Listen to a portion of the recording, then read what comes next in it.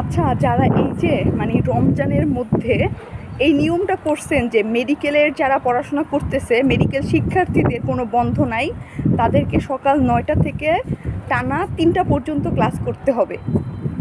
মানে আমি আপনাদের কাছে একটু জানতে চাই যে আপনাদের কি মেডিকেলের স্টুডেন্টদেরকে মানুষ মনে হয় না, নাকি মনে হয় যে না তারা মানে রোজা টোজা তারা রাখে না, তারা আসলে বেরোজাদার? কি মনে হয় আপনাদের? আমি জাস্ট একটু জানতে চাচ্ছি জিনিসটা, মানে কতটা মানে অমানবিক হইলে সকাল ৯টা থেকে ৩টা পর্যন্ত ক্লাস করার একটা শিডিউল করতে পারে মানুষ।